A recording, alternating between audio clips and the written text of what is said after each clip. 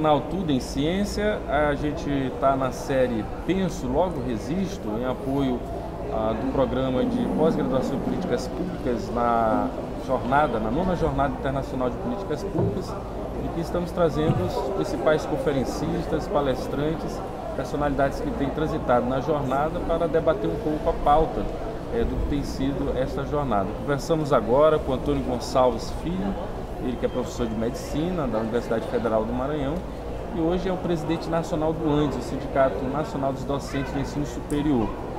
Antônio, obrigado por disponibilizar esse seu tempo, que eu sei que é corrido, para a nossa entrevista aqui nesse canal. Nós vamos pautar com o professor Antônio, sobretudo, a questão do programa Futurice, que é o que tem mexido com todo o universo acadêmico das universidades federais, do IFES, como estratégia do governo Bolsonaro, do governo atual, para a educação superior. Antônio, o que é o projeto Futurice? Olá, Franklin, uma satisfação estar aqui. Nós temos que entender o contexto da educação superior no Brasil. Nós estamos numa fase de cortes no orçamento público, inclusive cortes consideráveis na educação, que têm sido sucessivos desde 2015. Então o governo ele tenta pautar o tema dentro do tema da educação, apresentando um programa Futurice. Mas nós, antes de discutirmos o Futurice, queremos a garantia do financiamento público para as instituições públicas. Então nós queremos reverter os cortes. Esse é o primeiro passo a ser considerado. Ao analisarmos o Futurice, é importante nós caracterizarmos não como um programa apenas do governo Bolsonaro. O Futurice ele é mais uma etapa do processo de acumulação capitalista. Se nós pegarmos a história recente do capitalismo a partir da década de 70, com a crise do petróleo, a gente observa que os organismos multilaterais que estão a serviço do capital têm apresentado um projeto buscando, obviamente, manter o patamar de lucro, de lucratividade do capital, e dentro desse projeto tem um capítulo da educação. Se remontarmos ao consenso de Washington no final da década de 80, lá já explicita, na perspectiva do capital, como que deveria ser a educação, o ensino superior, que é privado, basicamente. Esse projeto ele teve continuidades e descontinuidades nas últimas décadas, avançou muito no governo Fernando Henrique Cardoso, ao final do qual nós tínhamos 75% das instituições de ensino superior privadas e apenas 25% delas públicas, sendo que são as públicas as que mais fazem educação superior, no ensino, pesquisa e extensão, e principalmente na produção de conhecimento científico. Mais de 90% vem das instituições públicas. Então, esse projeto é um projeto do capital para a educação dos países do capitalismo periférico, em especial para a América Latina. E aí tem vários documentos, depois do consenso de Washington, teve um documento do Banco Mundial que analisa a evolução desse projeto na década de 90, que é um documento chamado Educação Superior, Análise de uma Experiência. Lá tem muito claramente dizendo a ampliação do empresariamento, da privatização e tudo mais. Então, o Futurice vem dentro deste contexto do capital, que de forma mais rápida ou não, ele tem avançado. Porque depois de Fernando Henrique Cardoso, nos governos de Frente Popular, avançou de que modo? Avançou transferindo recursos do fundo público para a iniciativa privada, como programas como o FIES e o ProUni, né? Tanto que ao final dos governos de conciliação de classes, a proporção de instituições públicas e privadas se manteve a mesma do final do governo Fernando Henrique Cardoso. Não houve uma reversão. Tem hoje 1 milhão de universitários, 90% para cada universitário público, 9 está na privada, não é isso? Isso. Essa é a proporção. De matrículas. De instituições é 75, ou quase já deve estar em 80 a 20. Aí a gente tem que analisar o número de instituições e o número de matrículas. O que o programa ele é uma continuidade, uma descontinuidade desses documentos internacionais que orientam a educação para a América Latina, para o Brasil? Isso. Então ele é essa continuidade. Ele não é apenas um programa do governo atual. Porque o governo atual é um governo de extrema direita, ele tem um pilar que é um pilar, digamos, liberal na economia, tem um pilar que é um pilar fundamentalista e um outro que é a linha dura ligada às Forças Armadas.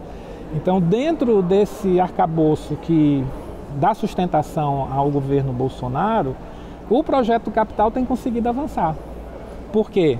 Porque traz elementos de superexploração do trabalho, que já vem do governo Temer, com a aprovação da contrarreforma da trabalhista, a terceirização ampla, geral e restrita, o Bolsonaro aprovando a reforma da Previdência. Então há um continuando de todo o projeto Capital. E ainda um elemento a mais, que há um retrocesso civilizatório, com intensificação das opressões, do machismo, do racismo, da LGBTI-fobia, do capacitismo, como uma tática de dividir a classe trabalhadora para que se mantenha o patamar de lucro. Então, todos esses projetos eles são uma continuação. O que a gente entende é que a conjuntura está muito favorável ao projeto Capital. Por isso que ele apresenta esse futurice que, ao fim e ao cabo, vai ser a privatização do que ainda resta de instituições de ensino superior. Porque o que o futuro se propõe? Inclusive com cobrança de mensalidade, com estabelecimento de metas para as pesquisas, em termos de viabilidade mercadológica? É a entrega da educação pública para a lógica do mercado. Desde a sua concepção de educação, que é uma educação voltada para a formação de mão de obra para o mercado, então trabalha basicamente o ensino, e não uma educação como a gente entende que deve ser uma educação com ensino, pesquisa e extensão, que é assim que deve ser o ensino superior na compreensão do Sindicato Nacional e o acúmulo que a gente tem feito ao longo do tempo. Não é possível que se faça uma educação superior apenas uma educação terciária, voltada para o ensino e para a mão de obra. O que o futuro sinaliza para isso. E como que eles estão querendo prevalecer desse projeto? Primeiro, entregando a gestão das instituições públicas para as organizações sociais. Ora, se formos avaliar a forma de gestão de organizações sociais na saúde, que é um parâmetro pertinente, vamos observar que é um desastre. Porque é muito escândalo, desvio público, de recursos públicos, e não melhorou a assistência. Então, a experiência com as organizações sociais é muito ruim na saúde. Por que seria boa na educação? Depois disso, rompe com algo que é fundamental para as instituições de ensino superior públicas, que é a autonomia. Porque é uma entrega da gestão para as organizações sociais, dentro de uma lógica gerencial do mercado, sem nenhum compromisso na garantia desse direito com a gratuidade. Porque ele defende, sim, cobrança de mensalidade inicialmente na pós-graduação lato sensu, mas depois vai para o estrito sensu, depois para a graduação. É assim que é o processo, ele é lento e gradual, né? É um desenvolvimento desigual e combinado, né? Que é típico do capitalismo. Estamos conversando aqui no Tudo em Ciência, na série Penso, Logo Resisto, com o professor Antônio Gonçalves, presidente do Sindicato Nacional da Educação, o ANDES. Presidente do Sindicato Nacional do Ensino Superior, dos docentes de ensino superior, o ANDES.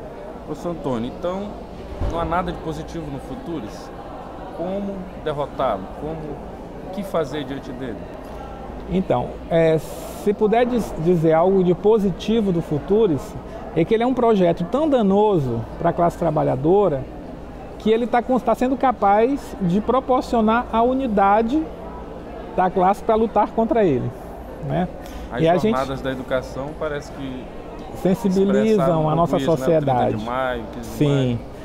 Mais até do que a luta contra a reforma da Previdência, que muitos trabalhadores não têm nem perspectiva de acesso à Previdência, dada a sua trajetória laboral toda na informalidade, ao alto desemprego, a gente entende que a educação ela tem sido capaz de mobilizar mais, tem sido capaz de colocar a nossa classe em movimento.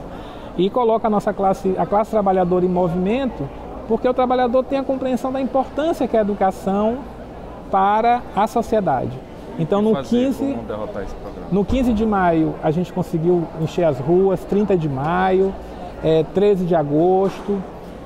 E a gente entende que para derrotar o Futurice, a gente tem que ter unidade de ação em defesa da educação pública. E o Antissindicato Nacional está construindo esses espaços. Eu quero citar um que é muito importante, que é o Fórum Sindical e Popular, em defesa dos direitos e das liberdades democráticas, que é um espaço de aglutinação de forças para a gente pensar unidades de ação em outros espaços que existem, porque é na rua, a mobilização, que nós vamos derrotar projetos como o Futurice. Mas não só o Futurice, todas as políticas neoliberais, independente de qual seja o governo, têm que ser derrotadas. Então a máxima não pago, educação não é supermercado, continua válida? Continua válida depois de tantos anos, sim. Agradeço a presença aqui do professor Túlio Gonçalves na nossa série Penso Logo Resisto, no canal Tudo em Ciência. Professor, obrigado pela entrevista. Valeu, obrigado, Franklin.